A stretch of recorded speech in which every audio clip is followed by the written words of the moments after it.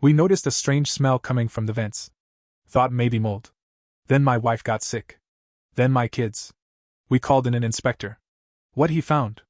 Raw meat, pushed through the roof intake. Repeatedly. Over weeks. We checked the cameras.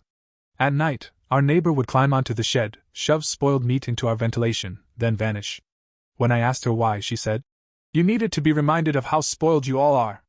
She was arrested. But in the back of the police car, she looked me in the eyes and said, "You should have invited me to Thanksgiving."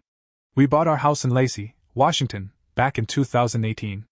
Good schools, safe neighborhood, big enough yard for the kids, and close to my wife's job in Olympia. Cheryl and I had worked hard to afford it. 2 full-time jobs, a few years of penny pinching, no vacations, hand-me-down clothes for the kids. We earned it. For a while, everything felt solid. Quiet street. Friendly neighbors. Cheryl made friends with a few moms down the road. I kept to myself mostly, except for the usual small talk. But I always waved to Mrs. Barron's next door.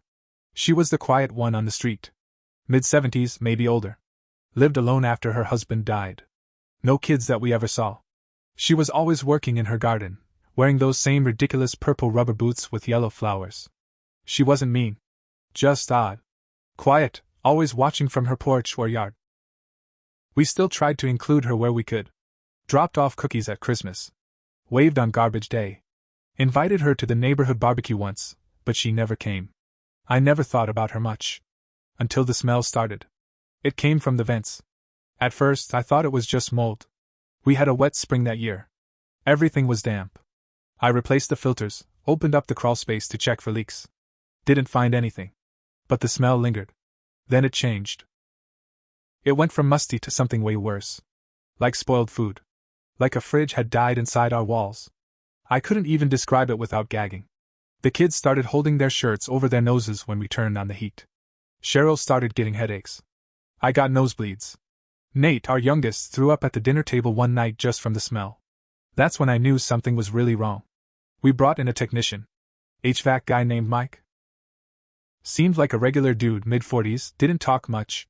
He did a full inspection. Then he asked me to come see what he found. Up in the attic, in the ductwork near the intake vent, there were chunks of raw meat. Rotting. Covered in mold. And it wasn't just 1 or 2 pieces. It was packed in. Like someone had shoved it down the vent over and over again. Mike looked shaken. "I've seen dead animals and ducks before," he said. "But this was placed here. On purpose." That hit me hard. He started pulling it out. Chicken thighs. Sausages. Old beef. Some still in plastic packaging. Some with dates weeks old. The stench was unreal. I had to step outside and throw up in the yard. I couldn't understand it. Who would do something like this? Mike helped me clean what he could, but he said we'd need to replace some parts and run sanitation through the whole system. I told Cheryl, and she cried. Not just because of the smell, but because someone had done this to us. On purpose. Our boys had been breathing this crap for weeks. So I set up cameras.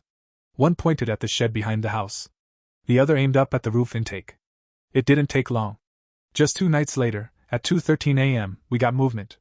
Someone climbed up onto the shed roof. Then onto our house. They moved slow, like they'd done it before. Hoodie up.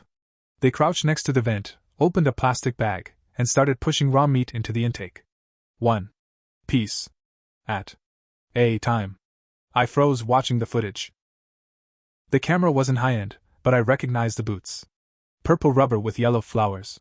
Mrs. Barron's. My jaw dropped. I couldn't even process it.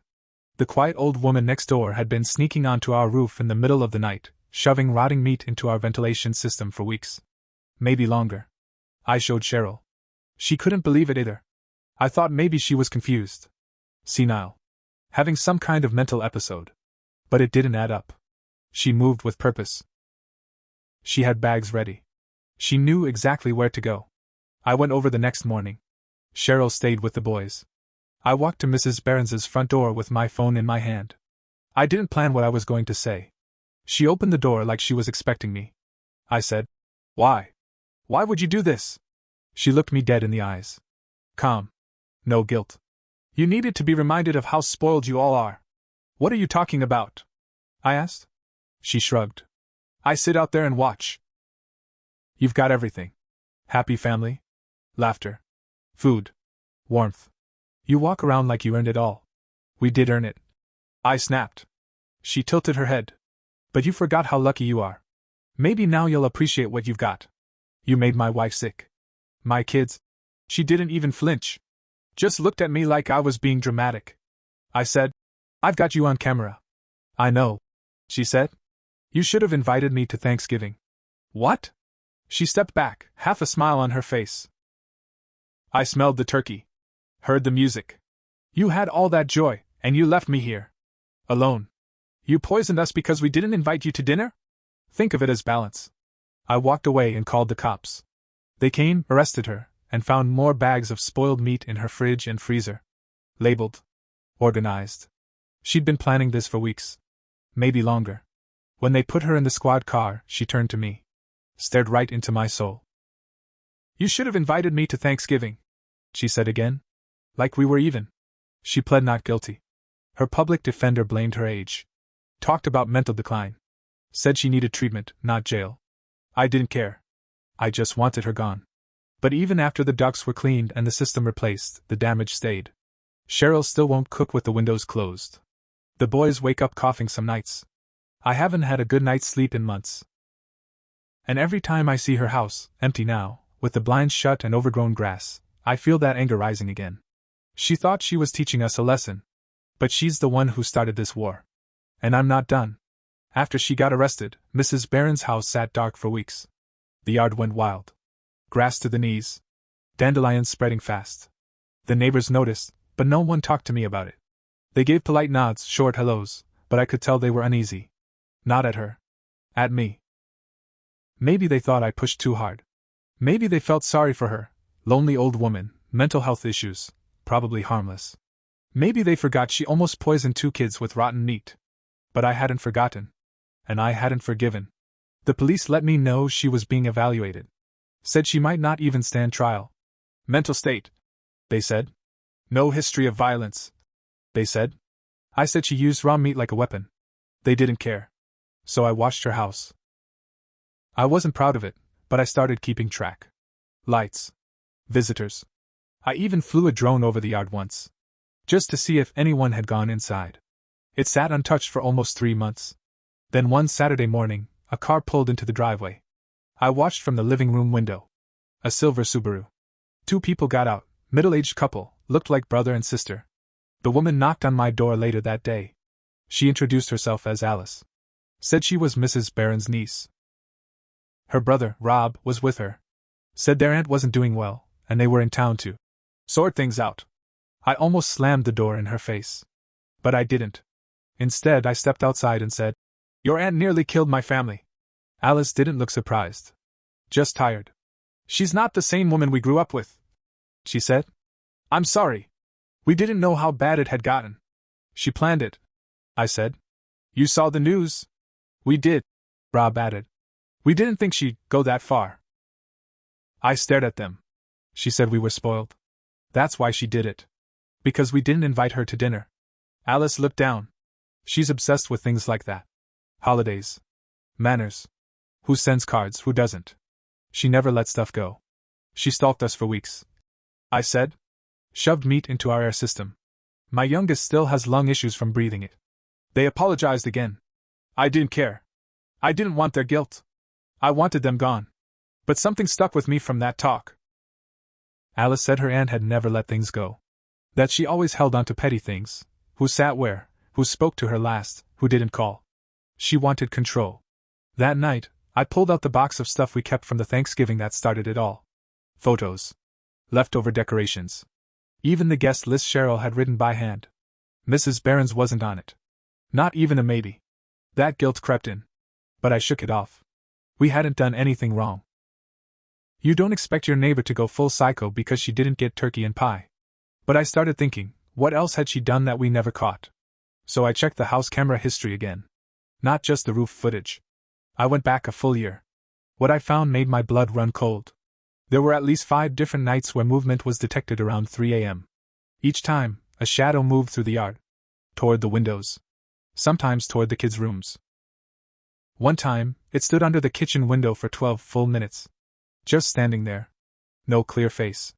But same boots. Same size. Same build. It wasn't just about Thanksgiving.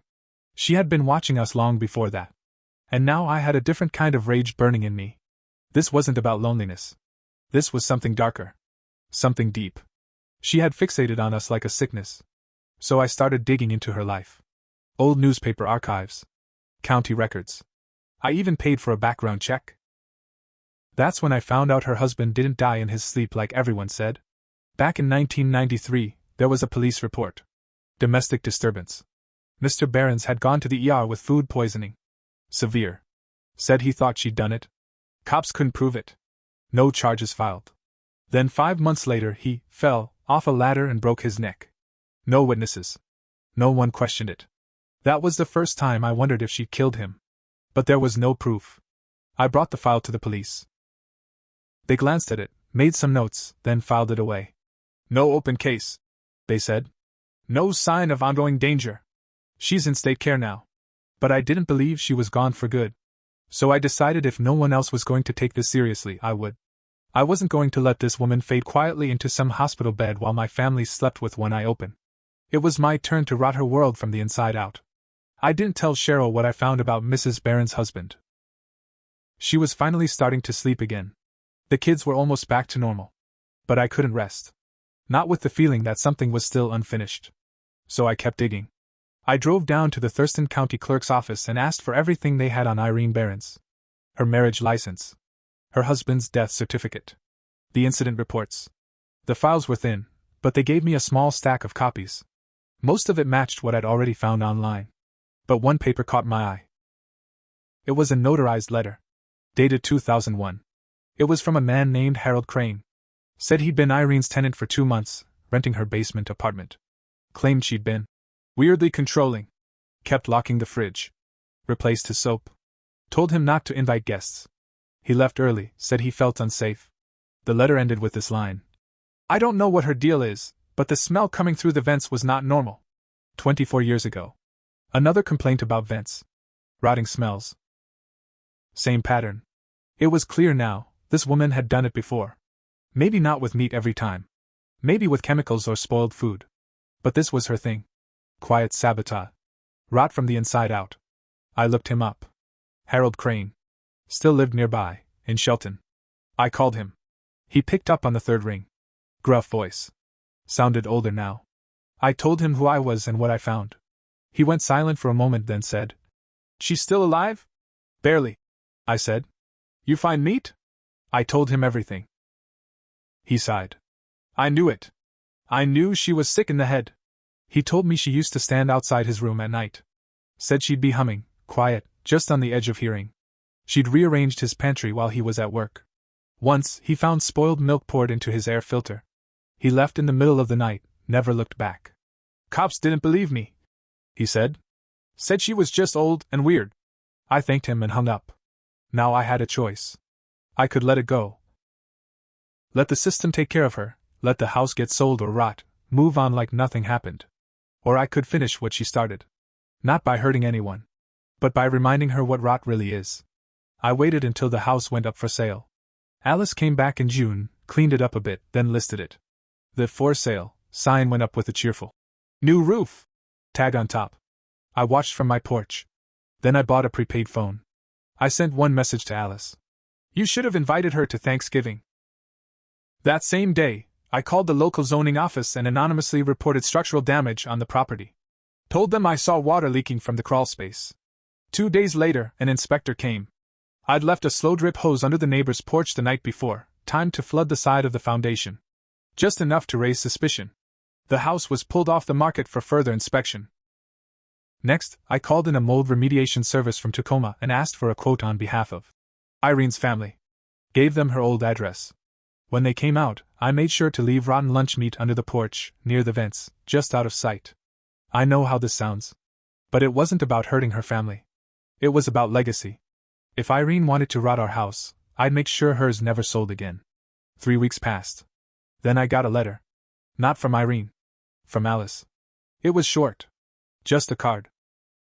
No return address. Inside it said, We know it's you. She talks about you constantly. You poisoned her last days, Hope it was worth it. No name. No threat. Just that. So I sat with it. Maybe I'd gone too far. Maybe I was just like her now. But then I remembered the way Nate coughed for weeks. The look on Cheryl's face when we pulled that rotting meat from the vents. The way Irene had stared through the back of the police car and said, "You should have invited me to Thanksgiving." So yeah? It was worth it. And I wasn't done yet. After Alice's letter, I waited. I knew it wasn't over. People like Irene don't just vanish. Even locked up, even drugged, their poison leaks out. The guilt, the anger, they drip like that meat she stuffed into our vents. Slow. Thick. Rotten. 3 more weeks passed. The neighbor's house sat empty again. No more buyers. The listing went down quietly. Alice never came back. I thought maybe they'd given up. Then I got the call. Blocked number. I let it go to voicemail. The message was from a social worker. Said Irene had been moved from state care into a private facility closer to family. Said she'd been asking to speak with me? Repeatedly. By name. I didn't return the call. But I couldn't stop thinking about it. What did she want? A final word? An apology? To make me feel small one last time? I decided to find out. The facility was in Bremerton. Small place, tucked behind a church and a row of fir trees. Looked peaceful. I signed in under my real name. Figured she deserved to see the face of the man who turned her world upside down. They led me to a common room. Irene sat in a wheelchair near the window. She looked smaller now. Pale. Her hands shook slightly as she sipped weak tea from a styrofoam cup. She turned when she heard my name. Her eyes still had that same cold shine. The same smug smirk. "You came," she said, voice raspier than I remembered. "I wanted to see what a spoiled life looks like in the end," I said. She laughed. Still bitter. "You tried to poison my family. I tried to wake you up," she said. "You were floating through life, playing house, pretending everything was perfect. I gave you something real to feel. Rotting meat?" She shrugged. "Better than store-bought smiles." I stared at her. "You know your house will never sell now." That wiped the grin off her face. "What?" I made sure of it. Told every agency I could. Mold. Drainage. Noise complaints. I salted the earth you left behind. That house will sit empty until the roof caves in. Her hands gripped the armrests. She wasn't shaking from weakness now. It was rage. "You think that hurts me?" "I know it does," I said. "Because all you had left was control. And now that's gone." She hissed something under her breath. I leaned in closer. "What was that?" "You'll never be free," she whispered. "Not really. I'm inside your walls now. Inside your family." I didn't say a word. Just walked away. But she was right about one thing. She was still in our house. In the memories. In the walls we had to tear open. In the way Cheryl double-checks the oven. In the way Nate panics when he smells something burning. She left a scar. And so did I. The facility called 2 months later to say she died in her sleep. No visitors. No funeral. Alice must have buried her somewhere cheap. But a few weeks after that, we got a card in the mail. No return address. Just a yellow envelope with no name. Inside was a photo. It was our house. From the street. Taken at night. And on the back, one sentence scrawled in messy handwriting. "I was right. You are spoiled." I handed the photo to Cheryl. She looked at it for a long time. Then she threw it in the fire. That night I couldn't sleep. Not because of fear. Not even guilt. But because she won. Even dead, she got the last word. I let her rot, and I don't regret it. But I finally understood. Revenge doesn't clean you. It stains you. And it never, ever leaves.